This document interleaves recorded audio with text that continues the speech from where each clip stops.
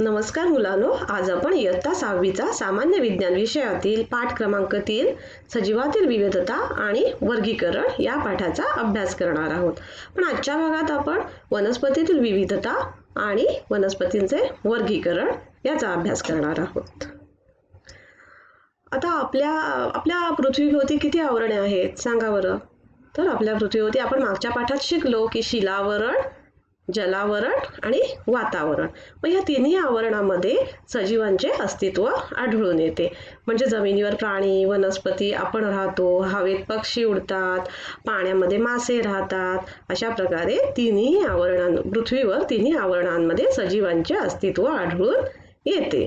आता आपल्या पृथ्वीवर वेगवेगळी भौगोलिक परिस्थिती वेगवेगळ्या ठिकाणी आहे, पण भिन्न परिस्थितीत सुद्धा सजीवांचे अस्तित्व आढळून येते। आपण आता समजा एखाद्या ठिकाणी राहतो, म्हणजे आपण काय करतो, तर आपण तिथल्या परिस्थितीशी जुळवून घेतो। आता समजा काश्मीरमध्ये खूप थंडी असते, पण तिथे सर्व वनस्पती, प्राणी, मानव सगळे राहतात ना। आता आपण म्हणजे मानव तिथे राहतात। माणसं काय करतात, थंडीपासून संरक्षण होण्यासाठी ते उबदार कपडे घालतात। पुन्हा वनस्पती पण तिथल्या कशा असतात माहिती आहेत का, शंकूच्या आकाराच्या असतात। त्याच्यामुळे काय होतं, जेव्हा बर्फ पडतो तो बर्फ त्या झाडांवर साचत नाही। पुन्हा तिथले प्राणी पाहिले तर ते प्राणी कसे असतात माहिती आहे, केसाळ असतात। कारण थंडीपासून संरक्षण होण्यासाठी। म्हणजेच काय, परिस्थितीशी त्यांनी जमवून घेतलेलं असतं। म्हणून परिस्थितीशी जमवून घेणे ही क्षमता सजीवांमध्ये आहे। म्हणून पृथ्वीवर वेगवेगळे सजीव टिकून आहेत।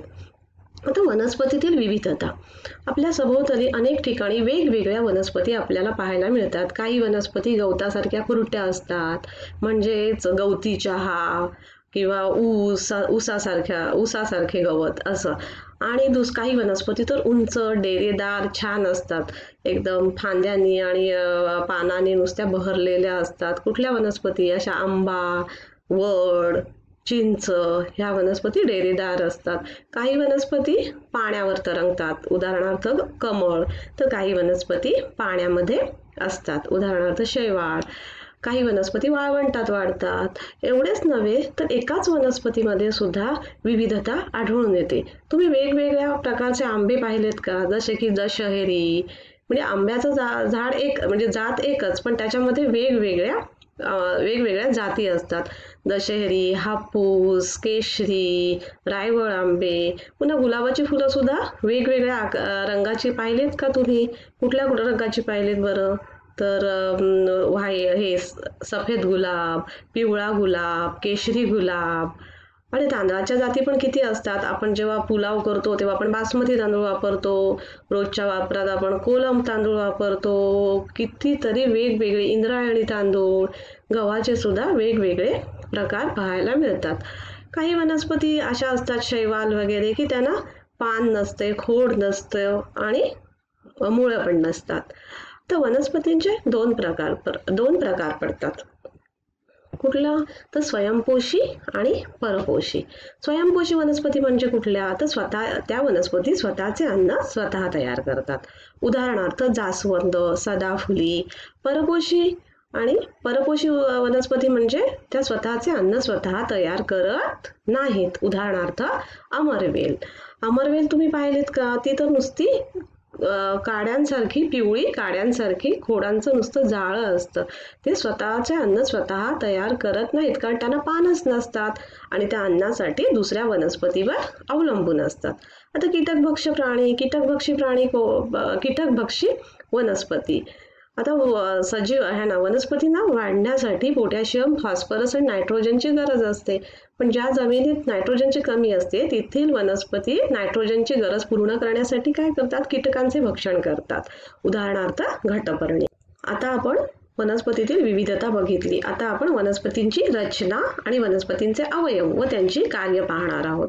तर वनस्पतीची रचना दोन भागांमध्ये असते, जमिनीच्या वर असलेला खोडाचा भाग आणि जमिनीच्या खाली असलेला मुळांचा भाग। मला सांगा, वनस्पतीचे अवयव कोणते आहेत? तुम्ही तर तुमच्या आजूबाजूला अनेक वनस्पती पाहत असता, तर मला सांगा कुठले कुठले भाग असतात वनस्पतीचे? तर पान, खोड, फूल, फळ आणि मुळं। तर आता आपण यांची माहिती घेऊया आणि त्यांचे कार्य पाहूया. पानं कशी असतात? तर वनस्पतींची पानं पसरट असतात. अन्न निर्मितीमध्ये पानांची महत्वाची भूमिका असते. पानांमध्ये हरितद्रव्य असल्यामुळे सूर्यप्रकाशाच्या मदतीने वनस्पती अन्न तयार करतात आणि हरितद्रव्य असल्यामुळे पानं ही हिरव्या रंगाची असतात. पानं दोन प्रकारची असतात, एक साधी पानं आणि संयुक्त पानं. साधं पानाचं उदाहरण तर द्यायचं तर आपलं जास्वंदीचं पान किंवा बदामाचं पान बघितलं असेल तर ती पानं साधी असतात. तर संयुक्त पानांचं उदाहरण द्यायचं तर कुठलं तर चिंच, गुलाबाची जी पानं असतात ती संयुक्त पाने असतात.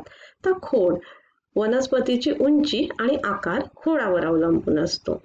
आता खोड अन्नवाहन, अन्न निर्मिती आणि अन्नवहन ही कार्य करतो. काही वनस्पतीमध्ये खोड पुनरुत्पादनाचे पण कार्य करतो. आपण जर गुलाबाची एखादी फांदी लावली तर त्याचे झाड तयार होते. म्हणजेच खोड पुनरुत्पादनाचे कार्य करते. खोड वनस्पतीच्या इतर भागांना सुद्धा आधार देतो. तर फूल हा वनस्पतीचा सर्वात आकर्षक घटक आहे. तुम्हाला तर अनेक प्रकारची फुलं माहितीच असतील. फुलं वेगवेगळ्या आकाराचे असतात, वेगवेगळ्या रंगाचे असतात. फूल हे वनस्पतीचे पुनरुत्पादनाचे साधन आहे. आता फळं कशी असतात? तर फळं पण वेगवेगळ्या आकाराची असतात, वेगवेगळ्या चवीची असतात, वेगवेगळ्या रंगाची असतात. काही फळांमध्ये एकच बी असते. तर एक बी असलेलं फळ कोणतं बरं सांगा मला? तर आंबा, बोरं, जांभूळ ह्याच्यामध्ये एकच बी असते. आणि काही फळांमध्ये एकापेक्षा अधिक बिया असतात. म्हणजे कुठली फळं ती? तर कलिंगड, पपई या फळांमध्ये खूप बिया असतात. पाहता ना तुम्ही? तर फळांमध्ये एक किंवा अधिक बिया असतात. आता मूळ, मातीला घट्ट धरून ठेवणे, वनस्पतींना आधार देणे हे मुळांची कार्य आहेत. अजून सुद्धा जमिनीतून पाणी आणि पोषक द्रव्य शोषणे आणि वहन करणे हे मुळांचे कार्य आहेत. तर मुळांचे प्रकार किती आहेत? तर तंतुमूळ आणि सोटमूळ हे मुळांचे 2 प्रकार आहेत.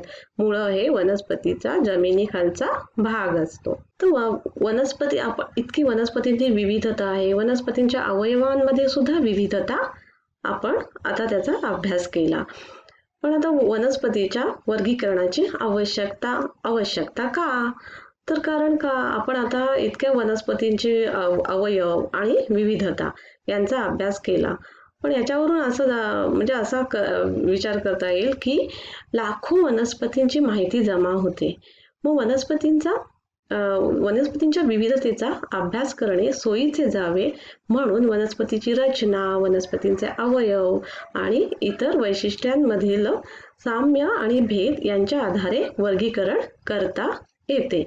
आता कॅरोलस लिनियस या शास्त्रज्ञाने प्रथम वनस्पतींचे शास्त्रीयदृष्ट्या वर्गीकरण केले आणि ही वर्गीकरणाची पद्धत सगळ्यांकडे म्हणजे सगळेजण हीच वर्गीकरणाची पद्धत अवलंबतात. आता वनस्पतीचे वर्गीकरण, खोडाचा आकार व उंचीनुसार वनस्पतींचे 3 प्रकार पडतात. तर ते कुठले? तर वृक्ष, झुडूप आणि रोपटे. आता वृक्ष कसे असतात? तर ते वृक्ष हे उंच असतात आणि आकाराने खूप मोठे असतात. त्यांची खोड कशी असते? म्हणजे खोड त्यांची टणक आणि मजबूत असतात आणि वृक्षांना अनेक वर्ष फळे आणि फुले येतात आणि वृक्ष खूप वर्ष जगतात म्हणून त्यांना बहुवार्षिक म्हणतात. उदाहरणार्थ कुठला? तर आंबा, वड. आता झुडूप झुडपं कशी असतात? त्यांची उंची तर 2 ते 3 मीटर इतकीच उंच असतात ते आणि त्यांचं खोड जाड आणि टणक असतं. वृक्षांशी बरोबरी करता त्यांची उंची आणि त्यांचा आकार हा खूपच कमी असतो आणि झुडूप ही जमिनीलगतच असतात आणि त्यांना जमिनीलगतच फांद्या पण फुटलेल्या असतात. उदाहरणार्थ तर जास्वंद, गुलाब. आता रोपट्यांची उंची किती असते? तर रोपट्यांची उंची 1 ते 1.5 मीटर इतकीच असते. त्यांची खोडं कशी असतात? तर खोडं त्यांची लवचिक आणि हिरवी असतात आणि ते किती जगतात? तर काही महिने ते 2 वर्षच ही रोपटे जगतात. उदाहरणार्थ तुळस.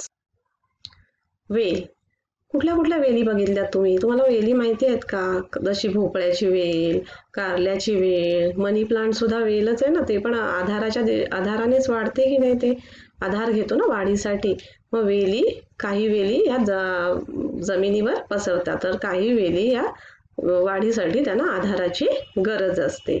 आता जर तुम्ही भोपळ्याची वेल बघितली तर ती जमिनीवर पसरते. जर कारलं, जर द्राक्ष वगैरे वेली या आधाराच्या साहाय्याने वाढतात. मनी प्लांट सारख्या वेलींना असे हवाई मुळं असतात आणि द्राक्ष किंवा काकडीच्या वेलींना असे स्प्रिंग सारखा अवयव असतो. तो अवयव त्यांना आधारासाठी उपयोग पडतो. वेलींची खोडं ही अतिशय लवचिक, मऊ व हिरवी असतात. त्यामुळे आधाराच्या साहाय्याने त्यांची वाढ झपाट्याने होते. तर जीवनक्रम कालावधीनुसार वनस्पतीमध्ये झालेले वर्गीकरण. तर आपण आता खोडाचा आकार, उंचीनुसार वनस्पतीचे प्रकार पाहिले. तर आता आपण जीवनक्रम कालावधीनुसार वनस्पतींचे प्रकार पाहूयात. तर वार्षिक, ह्या वनस्पतींचा जीवनचक्र एकाच वर्षात पूर्ण होते. म्हणजे उदाहरणार्थ ज्वारी, सूर्यफूल. द्विवार्षिक, ह्या वनस्पतींचा जीवनचक्र पूर्ण होण्यास 2 वर्ष लागतात. उदाहरणार्थ गाजर, बीट. बहुवार्षिक, तर बहुवार्षिक कुठले आहे? तर वृक्ष असतात, ते अनेक वर्ष जगतात. म्हणजे ज्या वनस्पती अनेक वर्ष जगतात त्यांना बहुवार्षिक असे म्हणतात. उदाहरणार्थ आंबा, वड इत्यादी. आता वनस्पतींना येणाऱ्या फुलानुसार वनस्पतींचे वर्गीकरण. आता मला सांगा, तुम्ही कुठल्या कुठल्या वनस्पतींना फुलं येतात त्या मला सांगाल का? तर कितीतरी आहेत. गुलाब, जास्वंदी या वनस्पतींना फुलं येतात आणि अशा अनेक वनस्पती आहेत. तर वनस्पतींना येणाऱ्या फुलानुसार वनस्पतीचे 2 प्रकार पडतात. सपुष्प वनस्पती आणि अपुष्प वनस्पती. सपुष्प वनस्पती म्हणजे कुठल्या? तर फुले येणाऱ्या वनस्पती. ज्या वनस्पतींना फुलं येतात त्या वनस्पतींना सपुष्प वनस्पती म्हणतात. उदाहरणार्थ गुलाब, जास्वंदी. आणि अपुष्प वनस्पती म्हणजे ज्या वनस्पतींना कधीच फुले येत नाहीत अशा वनस्पतींना अपुष्प वनस्पती असे म्हणतात. उदाहरणार्थ शेवाळ, मनी प्लांट, नेचे या वनस्पतींना फुलं येत नाहीत. काही वनस्पतीमध्ये तर या अपुष्प वनस्पतीमध्ये मूळ, खोड व पाने असे अवयव असतातच असे नाही. आता अधिवासानुसार वनस्पतींचे वर्गीकरण. तर अधिवास म्हणजे काय? तर वनस्पती जिथे वाढतात म्हणजे ती जागा. आता मला सांगा, आपल्या आजूबाजूच्या अनेक ठिकाणी तुम्ही वेगवेगळ्या प्रकारच्या वनस्पती पाहता. काही वनस्पती जमिनीवर असतात, तर काही वनस्पती पाण्यात असतात, तर काही वनस्पती दलदलीत असतात, तर काही वनस्पती वाळवंटीत असतात ना अशा. म्हणजेच काय? तर जमीन, पाणी आणि दलदल, वाळवंट हे वनस्पतींचे अधिवास आहेत.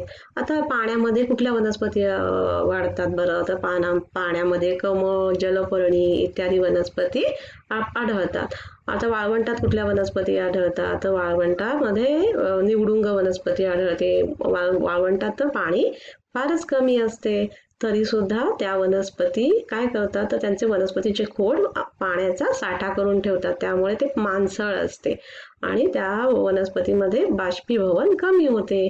म्हणून त्या कमी पाण्याच्या ठिकाणी सुद्धा त्या वनस्पती राहू शकतात. तर आज आपण काय शिकलो? तर आज आपण वनस्पतीतील विविधता आणि वनस्पतींचे वर्गीकरण. वनस्पतीचे वर्गीकरण, खोडाची उंची आणि खोडाची उंची, वरून वनस्पती आणि खोडाची उंची आणि आकार, आणि परत जीवनक्रमानुसार वनस्पतीचे वर्गीकरण, फूल न येणे किंवा येणे यावरून वनस्पतीचे वर्गीकरण, अधिवासानुसार वनस्पतीचे वर्गीकरण आपण शिकलो. पुढील भागात आपण प्राण्यांमधील विविधता आणि प्राण्यांचे वर्गीकरण याचा अभ्यास करणार आहोत. धन्यवाद.